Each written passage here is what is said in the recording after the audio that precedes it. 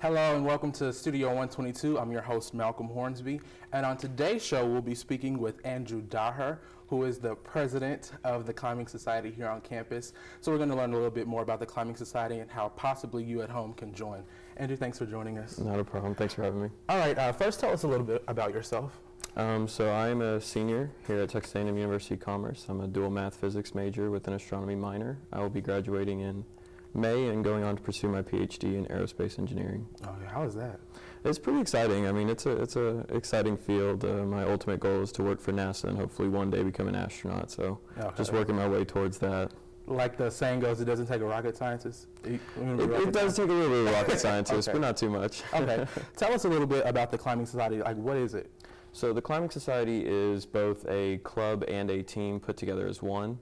And the main part is to bring people in the climbing community, or just people in general from the university, into a new environment and teach them about climbing and help them advance their skills so that way they can be part of the competitive team if that's what they would like, or they can just be part of the club and have fun.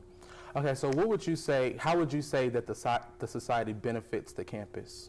What would be some of those benefits? Well, one of the things we did recently is we set up a big event, and it was our Guinness World Record event. Okay. And so we had a big turnout for the university. We had a big celebration once we beat the record, and it was a way to give back to the campus and allow people to come in and just have fun. Okay, and what was that record? Well, we actually ended up breaking two. One was the greatest vertical distance traveled in 6 hours by a team, and the other one was the fastest time to climb Mount Everest on a climbing wall by a team. So the first one, explain like what it took to do any of that. How was it? Well, it's a 12-man team, and we did a top rope style, so we were using ropes instead of the bouldering wall. And you had only the people on the team could belay and climb. So we set it up to where we had two teams of 6, and one team of 6 would climb, and the other team of 6 would belay because we had 2 ropes going. Okay. And so it was just up and down for 6 hours. We averaged about 22 seconds up the wall. So. Wow. About 2 feet a second. Okay. Is what it comes out to. Do you get like hungry, tired? Like how do you prepare your body for? Well, obviously you don't eat too heavy beforehand because it's 6 hours of, it's like running a marathon. And yeah, we did get hungry, but a lot of it was just focused on climbing up and down, and there's not much else to do but climb, so you just really focused on that. Okay, so if someone wants to join the society, what does the person have to do? I mean, do they have to be an experienced climber, or can like a novice? Because I would be a novice. So yeah. Who do they have to be to join? You can be of all skill levels. We accept people who have never climbed before, or people who've been climbing for years of their life. That's the whole point, is to bring people into the environment and show them how they can be part of it and how it's a lot of fun. Okay. You have do you go on a lot of competitions across Texas? Yes. Okay. This semester, the spring semester, we have 5 competitions. Mm-hmm. We've already competed in 3 of those, and we have 2 more left. Okay, so what are those 3? We competed in Houston, Texas Tech, and SMU was last weekend. Okay, so is it just like you're climbing, or is it different activities? How does that work? The way the competition's set up is it's either a top rope and bouldering, or just top rope competition. And it's basically you climb 5 routes, and it's the best 5 you climb. You get point values, and based on the better you climb, you place higher. Okay. And if you're just joining us here on Studio 122, I'm Malcolm Hornsby, and we're speaking with Andrew Dahir, who is the president. Did I say that right? Yeah. Okay, he's the president of the Climbing Society here on campus. And so we're actually going to get into some more questions. So as the president of the Climbing Society, what are your responsibilities? Well, my main responsibilities this year, because the club was just formed in May, we have a lot of new stuff we have to do. Mm-hmm. And the main responsibility is making sure that our competitions are set up, that we have transportation and everyone knows about the competition. They can get registered and get signed up.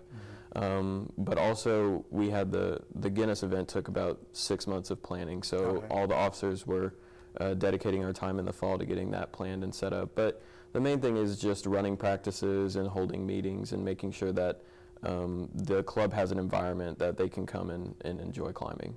And what is a typical meeting like?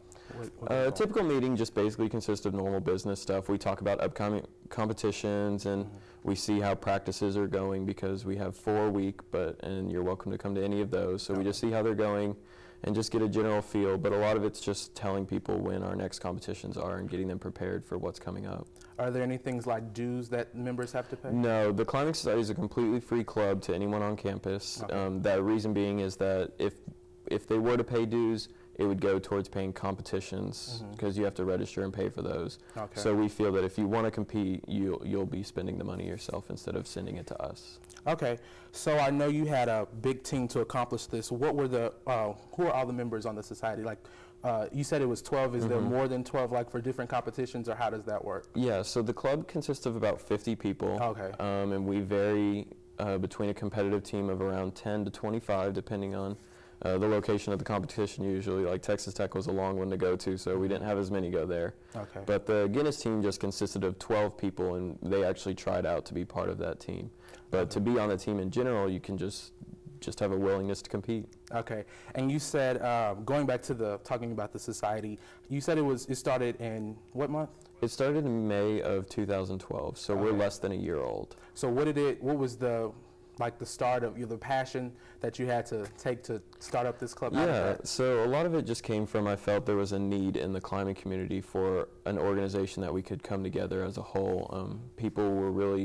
There's a lot of people who enjoy climbing, and they were the ones who really pushed for it. They really wanted it, and it just really took someone to spearhead it and get it going. But after that, it's been pretty smooth sailing. Okay, and so where are those meetings held? The meetings are held the first Wednesday of every month, and they are going to be at the Rockwall at 8:30 p.m. They may switch next semester depending on what the new officers do, but as of right now, that's when they'll be. Okay, Andrew Dahir, thank you so much for joining us. Thank you very much. We've been speaking with Andrew here on Studio 122. He is the president of the Climbing Society. Thank you for joining us. I'm your host, Malcolm Hornsby.